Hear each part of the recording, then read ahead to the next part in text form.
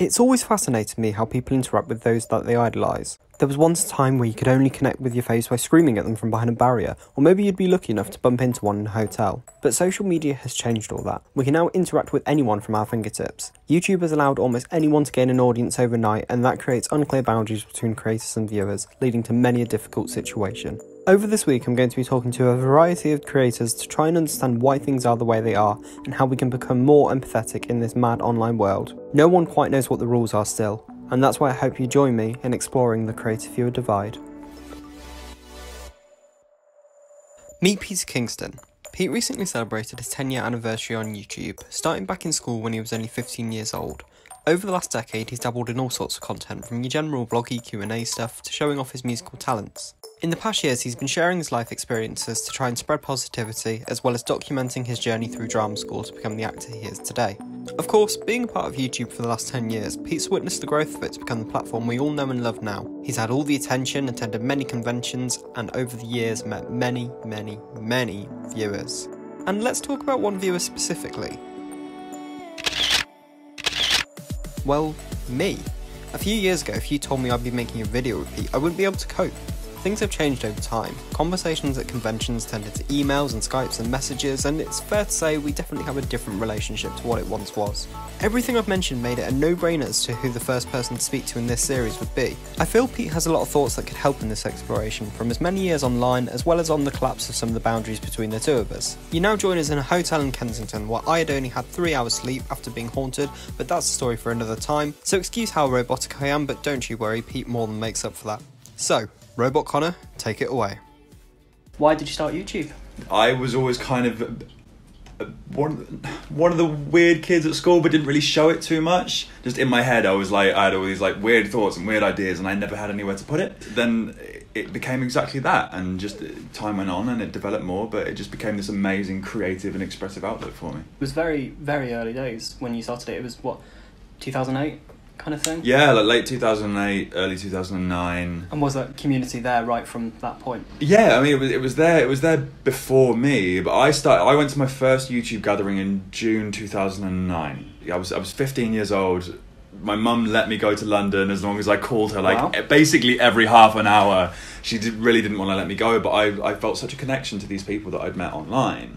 And they were all meeting up. It was a nerd fighter gathering. I remember wanting to go because there was a couple of YouTubers I really wanted to meet, and some that I'd made friends with. That's when it became really quite real for me, when it transferred from screen to real life. And these people that I had been watching on a screen for ages, some who I'd never talked to and never met, felt like I'd met before, and I already knew because I'd been watching them for so long. Especially at that point, you wouldn't really have any concept of people being big YouTubers as such, would they? Like, obviously people had bigger audience and stuff, but everyone was there was a relativity to it. I remember hearing the stats somewhere that like I think 4 people hit 1 million subscribers every day. Yeah. Something like that. But back then, you know, like 100,000, 200,000 was like, whoa. So it's all relative. Numbers are all relative anyway. Like it's there wasn't an obvious kind of hierarchy as such. There is now. No. Summer in the City, for example, is now 10,000 people in the London XL, but started out with 150 of us in Hyde Park. Like, no barriers, no nothing. I mean, say Charlie Is So Cool, like, who was pretty much the biggest at that time. Like, if he turned up, there'd be a crowd, and there'd be like, you know, even that wasn't unmanageable, like, by any stretch. And people were still quite respectful, relatively speaking. But apart from that, everyone just chilled in a circle. This was 2009. 2009 was the first one. We played like Pass the Parcel, all of us together. So know them and you. Everyone was a creator and a viewer, like, and that was just it. We were all just YouTube people. It's funny because the original definition of YouTuber, it might actually still be the Google definition, is someone who uses the website YouTube. Right, yeah. Which covers both things, obviously. It's only over time that we've gone, yeah, you're this, you're that. That's meaning has definitely sort of changed now. I'd say you're a YouTuber, I'd say I'm a YouTuber, I'd say anyone with any audience is a YouTuber. But it's definitely not got the same meaning as it did in 2009, 10, 8. The one definition of YouTuber that has stayed true as a YouTuber is someone who creates. But YouTuber doesn't cover someone who receives YouTube, like someone who enjoys watching YouTube viewers. Content anymore. Yeah, like viewers. Obviously, you've been you're friends with most people who were the original lot. So you've seen friends of yours, like, catapult into celebrity status. Yeah. Like Dan and Phil, for instance. Yes, yeah, absolutely. But so deservedly. Of Like, course, yeah. those guys are incredibly hard work, incredibly funny. At a Like, professional level, do you see them on another tier? yeah, absolutely. Professionally, yeah. Like, we do the same thing and we're in the same field, absolutely. Well, they've sort of like, they do like the radio Everything, stuff. don't they? They're everywhere. You've never been at a point where you have just been a viewer then? So you've never had the them and us, you've never been on the them side as No, such? there was probably about a month where I was a viewer and then I Yeah. just started and then, yeah. So it's interesting that with you growing up with it, you will have just noticed all these changes just happening. You wouldn't have had a snap as such of the whole, oh, I'm now part of this lot. Yes and no. A lot of it I saw the gradual change, but some of it, because I took breaks from YouTube at different points in my life. So university was a break, and then I came out and I started working, and that was a bit of a break.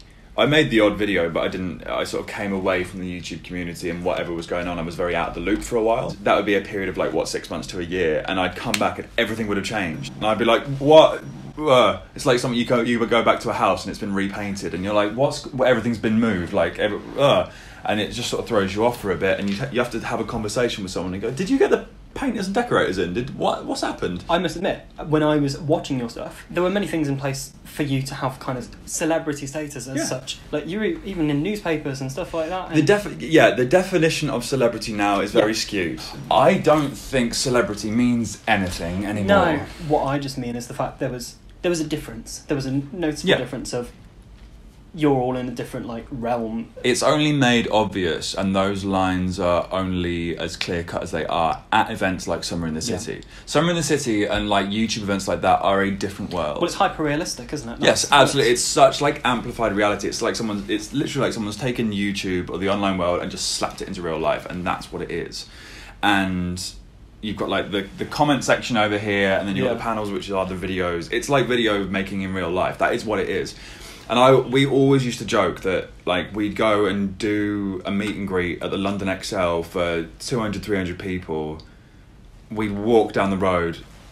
Absolutely no one would literally walk down the road and no one would know who we are. And like we were never ignorant of that. No. We were never unaware of that. And so that gave, especially people like me and Gary and like a lot of the old school lot who always did YouTube for fun and always made like content because we wanted to. We were never aware that we were never under the impression or under the illusion that we were anything special, like, or that we were. I think you can really tell that. I think the thing that helped is that a lot of people now, a lot of YouTubers, influencers, they get slapped with an audience overnight and they don't know what to do with it because it happens relatively overnight. It all goes to their head, and they feel like they've got this power, and they do too much with it. Like, you'll end up faking getting in a bath with bleach. You know, you will do stuff like that because it's views. You get lost in it. You go, what can I do to get more of this? And it's like an addiction. But people like me and a lot of the other old school YouTubers that have had like some growth and success over like the past 10 years or whatever, we've kind of been drip fed it. Well, you've had that gradual build. Yes, and as Summer in the City has grown larger and larger and larger, and the community has changed and everything, and YouTube has gotten bigger, it's like we've been drip fed that the perks of being a celebrity, I don't know, like, or the perceived perks, like the attention, the meet and greets, the views, the numbers. We get drip fed it, so there's no illusion that this is some like amazing thing. It's all in a very good perspective for us, where we go, this is nothing special. Numbers don't actually mean anything at all. I saw a tweet the other day. I think I liked it. It was by Nicky Alban. Yeah. He said that YouTube is now full of the popular kids. That was one of my favourite tweets that anyone's ever tweeted. I've always thought that. I've just never tweeted it. I was like, damn, why did I tweet that? That was a big conversation. That has been a big conversation recently. I've heard the popular kids argument. Like, it's now like the popular kids at school have now taken over. Well, I've also heard that in a kind of bit of a darker twist, it's the kids that did the bullying of the kids who used to do YouTube. Because YouTube was for the weird kids back in the day, the outcasts. They're like the ones who bullied those kids back in the day, and now the ones that are using YouTube to get big. I think I'm in a different time to YouTube with what I do. I feel that, like, well, you only have to look with the people who I interact with. Anyone who I interact with is from back in the day. Yeah. YouTube. When did you start? What, you 2016. Yeah. 2016. Oh right, I thought it was earlier than that, but yeah. But even that was still kind of just before it was really like about the popular kids. I don't think I've ever not understood the game. No. I don't think I've always played it. See, I don't think I've really ever played it, to be honest. No, I was going to say you've never like. There's never been anything you've done which is like uber algorithm, I would say. No, I've gone through stages of it, and I do try it every now and then. Does, like, yeah. I will like, you know, I'll put like a posy picture on Instagram Yeah. every now and then. Like I will, and like You will. because sometimes I just feel in the mood for it. But I don't plan it. I don't think that much about it. I've never really had a game plan. Totally fair to the people that do and that have got success out of it, because it's part of it is business, and I understand that. And the people that do it are very good at it. I would say that's one of the biggest changes, because everyone's become aware that it's a business. Way more business now. Way more businessy now. You find people making more business decisions as to creative decisions. Yes, and that is where a big divide. That was like a big start of a new chapter as soon as it became more businessy, and that is a mentality that I think a lot of us from back in the day, being like 2006 to 11 ish, don't necessarily have. Some people have progressed with it, but it was purely for the content, it was purely for the creativity, and the business side didn't even really come into it. You can divide it into subcategories, right? Yeah. So there could be like creativity, business. There was like a little blend, a little overlap in the middle. It's like one of those Venn diagram things. It sort of blended, it went creativity, business, and then now you've got the majority of people see it as business. Let's talk about the transition of, well, I used to go to your meet and greets and now you're sat here. Yeah. So it's quite an odd case as such. It's not. Yeah. It's such a weird one to think about even. Yeah, I've never really thought about it too much. Like. Well, that's why I think it's happened though. Yeah. I don't know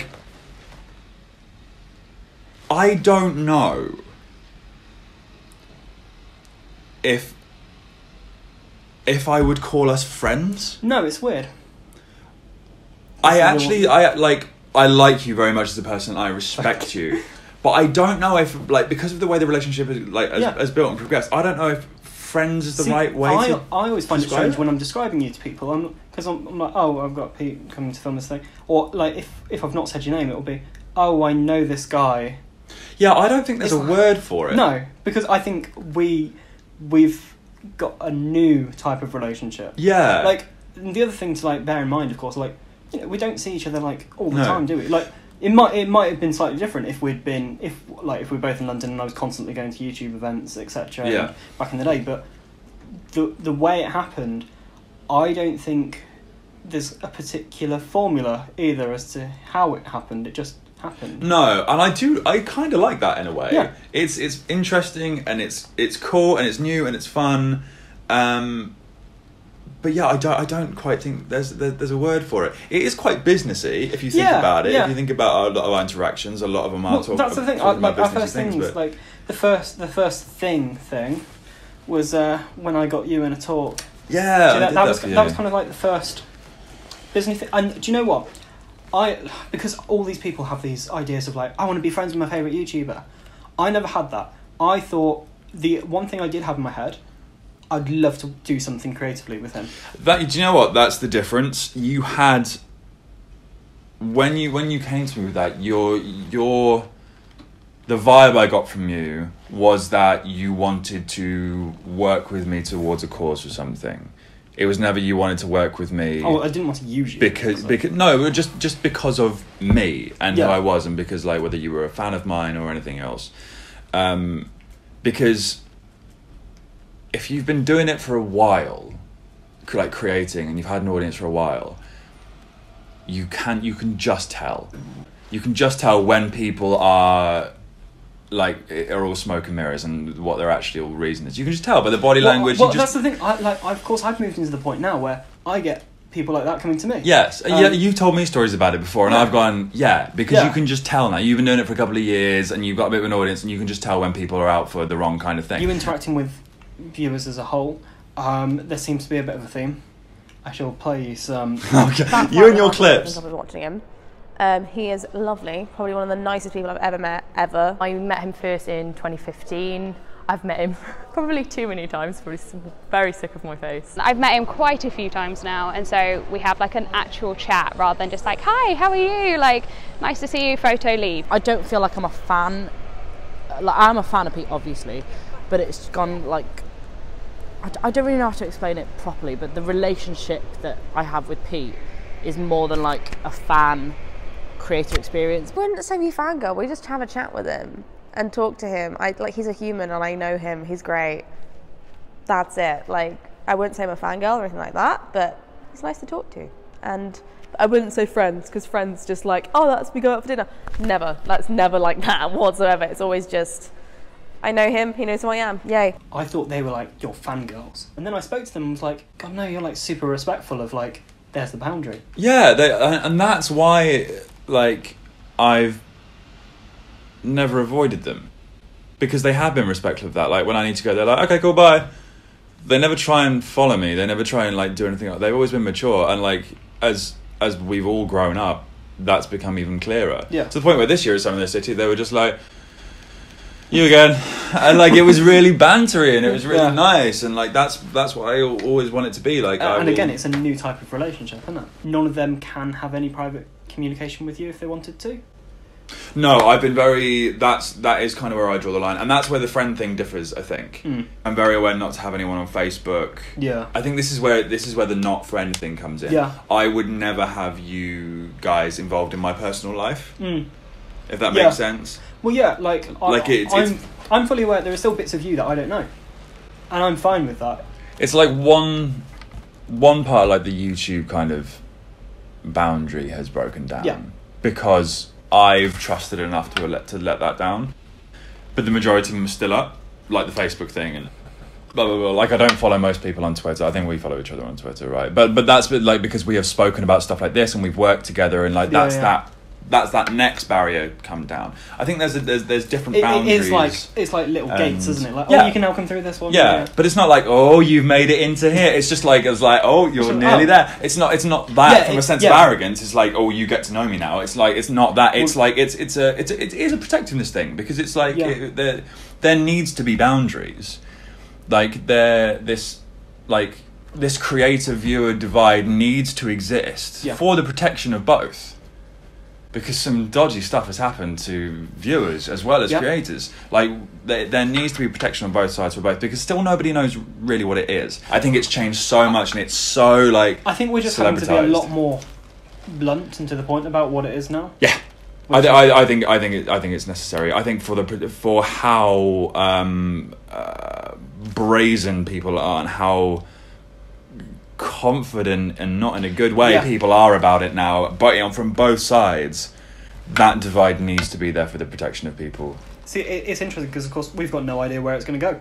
I know I definitely didn't in 2009, 10 years later it would be this. No. It would be as... I don't think we ever thought that the popular kids would be doing it now. But obviously, like, if you're still using that analogy, then it's the popular kids that want the more attention. Yeah, so they're going to be welcoming it more. Yeah. Whereas we, as in the beginning, it's weirdly ironic. Like, in the beginning, the weird kids and the outcasts, I mean that in the best possible way. I don't mean that in a negative way at all. We were the ones who kind of had our walls up anyway as a defence, because we wanted to sort of protect ourselves, because we were either bullied or made fun of back in the day, and we found this solace in YouTube. That was the time when there was no divide, and we didn't have to have the walls up there. That was where we could go to put our walls down. But now, as it goes on, and it's now the popular kids that are taking over, now the walls need to go up. It's weirdly ironic, and it's weirdly strange, and it's changed. It's changing exponentially, very much so. I think it's dangerous. I said this in a panel. I said I don't think YouTube's going to be around forever. I think there is something else that's coming soon, and something that will be more accommodating to whatever this is going on now, to the way the world's going. I have no idea what that is. I'm not clued up enough on what is happening in the world to know that. But I can feel it. I can feel it in my gut, like the way things are going. I think other people will do the same as well. All I know is now it's not heading in a positive way. And I think the majority of people would agree with me on that. Definitely. And it's scary. It's scary. But I think a lot of us from the old days now have accepted that change is happening, and it's always happening. And we bitched about it a bit, going like, oh, the good old days and stuff like that. But there's always been positives in it, and there's still positives now, but less. And it's more like there is more negativity to talk about. You do have people that are incredibly positive in this world, that are doing massive amounts to change, but that's not always what sells. And that's not always what people want to see. It's what people need, but it's not what people want, because people don't always see that as entertainment. He's just a lovely, genuine person. Like, he cares about what he does, he cares about his music and about his videos, and he cares about the people. It's definitely worth meeting him. You get so much out of it. He's such a lovely and genuine person. I will say he's incredible to line up for. I mean, if you can catch him, especially at summer in the city, if he's walking around, try and do that if you want to avoid the queue. But if you don't do that, queue up. 7th time maybe meeting Pete, and every time I've met him, he's just been so real. Once I queued for about 3 or 4 hours to meet Pete, and even though he was tired meeting like hundreds of people, he was still so lovely, so it's definitely worth it. First time meeting Pete, it was very good. It's so nice. And he gives really great hugs. Definitely worth it. It's amazing to get to speak to him. He's always so sweet and so welcoming, so I just love getting to see him. He's a very good hugger. That's just a main thing, but he's just such a lovely person. And what you see right there is exactly what all of this is about. YouTube may have evolved over the years, but ultimately it's still a great thing. I hope this video showed you how much YouTube has really evolved, but also the fact that it's not quite as black and white as creator and viewer. There's a lot of grey in between. But I feel grey is often described as a bad thing, but I guess grey is okay? Hashtag grey is okay, that's got to be a thing. Oh, no. But basically, as long as something's not unhealthy, just don't think too much about it, respect each other, and just enjoy it for what it is. I will be giving more of my thoughts as to what Pete and I have discussed in this video in Friday's finale, but don't you worry, that actually won't be the last you'll see of Pete before then. Obviously, a massive thank you to Pete for appearing in this, and as well as everyone else who made brief appearances. Pete's social media and channels are both down in the description, both the channels, make sure you get both of them. But yeah, there's an example of where the divide kind of works, but that's not always the case. And that's why I hope you join me in continuing exploring the creative viewer divide. Still cheesy.